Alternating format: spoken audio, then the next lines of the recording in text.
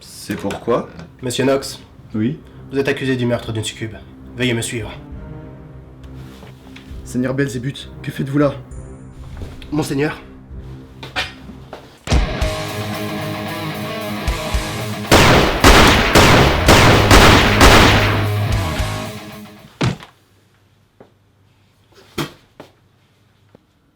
Putain de saloperie de merde.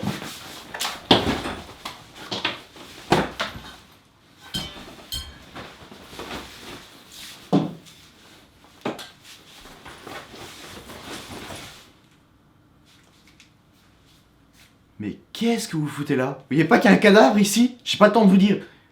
Quoi? Nergal? Qui c'est? Putain. Ok, épisode.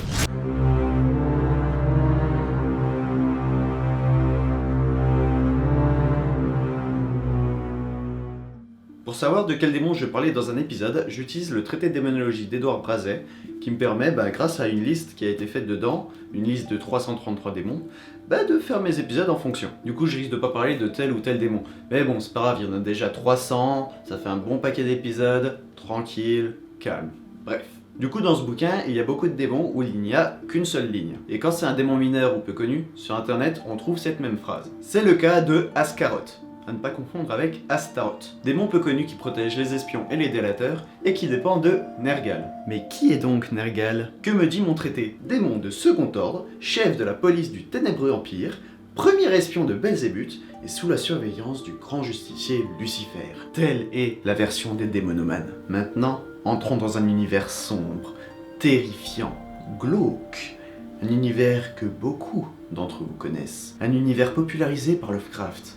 Oui, vous l'avez compris, entrons dans le monde du Necronomicon. Bon, ça c'est la version de Simon, et il y a de grandes chances pour que ce soit un canular. Mais bon, pour qu'un canular marche, faut que la plupart des infos soient plus ou moins vraies, quand même. Donc des divinités autres que Cthulhu et Oxotos, je pense que ça devrait passer, j'espère. Je prends quand même d'autres sources ailleurs, on fait gaffe. En sumérien, Nergal signifie seigneur des enfers. C'est une divinité de la destruction datant de 3000 ans avant notre ère. Il est associé aux épidémies, à la guerre, à tout ce qui est violent et pas joli dans le monde. Nergal serait le fils du dieu très ancien Enlil. Il a des aspects de son frère divin Ninurta, dieu de la guerre, ainsi que de l'autre divinité sumérienne de la guerre, Zababa. Dans la mythologie sumérienne, Nergal aurait séduit Ereshkigal, la plus ancienne reine des enfers connue à ce jour. On retrouve des textes parlant de leur histoire d'amour. C'est mignon. Lors d'un banquet célébré dans les cieux par les dieux, Ereshkigal, dirigeant les enfers, ne put y accéder. Les dieux autorisèrent son prêtre messager à venir lui chercher quelques sucreries. Lorsqu'il arriva, les dieux posèrent genoux à terre, comme preuve de respect envers celle qui dirige les enfers. Sauf Nergal, ce qui offensa Ereshkigal. À partir de là, on a plusieurs versions. L'une dit que Enlil, le père de Nergal, lui dit d'aller s'excuser, mais de faire attention à ne pas se laisser séduire. Sauf que la reine réussit à le séduire, et ils baisèrent encore et encore durant 7 jours et 7 nuits. Putain qu'ils sont chauds. Lorsqu'il partit, la reine des enfers, furieuse, menaça les cieux, qui obligèrent Nergal à épouser la reine. Dans une autre version, Ereshkigal obligea son prêtre messager de lui ramener Nergal pour qu'elle le tue. Malheureusement pour lui, Nergal parvint à s'enfuir. Il alla demander de l'aide à son père, et celui-ci lui donna 7 paires de démons pour l'assister. Les démons investirent les 7 portes menant aux enfers, laissant le champ libre à Nergal pour aller tuer la reine. Il la saisit par les cheveux et la fit tomber de son trône. Et là il lui fout un revers patriarcal, je peux te dire qu'elle s'en souvient. Non, je déconne. Alors qu'il allait lui couper la tête, elle se mit à pleurer et le supplia de l'épouser.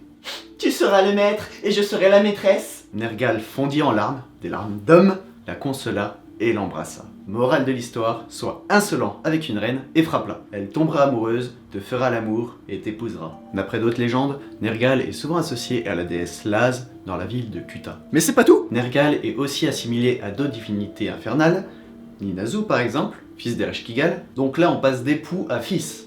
Ah, je préférais la version où il baisse 7 jours et 7 nuits. À moins qu'en fait elle baisse 7 jours et 7 nuits avec son fils! Pas mal! Ainsi qu'aux dieux jumeaux Lugalira et Meslamtea, mais aussi et surtout à Héra, qui est particulièrement associé à l'aspect destructeur de la guerre et des épidémies, notamment dans le mythe babylonien, l'épopée d'Héra. Il est écrit dans Necronomicon qu'il est également le dieu Mars. D'ailleurs, chez les Romains, Mars, c'est le dieu de la guerre. Tout est lié. Le principal lieu de culte de Nergal se trouve à Kuta, anciennement Gudua, qui signifie lieu de repos pour les Acadiens, renommé Kutu ou Kuta par les Sémites. Si l'on s'en réfère à Wikipédia, oui, paye ta référence, le temple porte le nom d'Emeslam, qui signifie en sumérien maison, guerrier des enfers. Sauf que dans le Necronomicon, il est dit que le temple s'appelle Eshildan et qui veut dire maison de l'ombre. Vous l'aurez compris, c'est un beau bordel.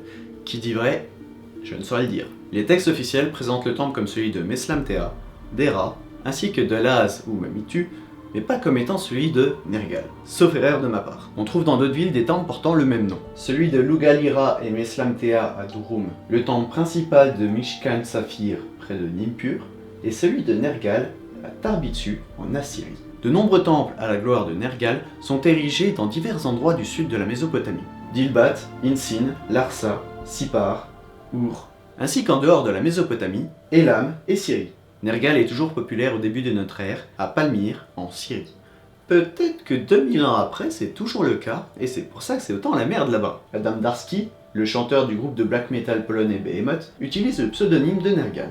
Oh, toi mon coco, tu vas avoir des problèmes, faudra pas demander d'où ça vient. Dans Hellblazer, Nergal est un personnage récurrent et antagoniste à John Constantine. Ah, Constantine. Pourquoi ils ont déprogrammé une série aussi bien? Ça me déprime. I see. You lost your new friends over a girl. Voilà, un beau bordel pour avoir des infos, et je ne suis sûr de rien. Quoi qu'il en soit, vaut mieux pas se frotter à Nergal. Vu les postes qu'il occupe en enfer, ça risque de piquer. Bref, c'était Nox. Pour vous avertir. C'est bon, vous êtes content? Moi je me cache, je vais disparaître quelques jours. Salut!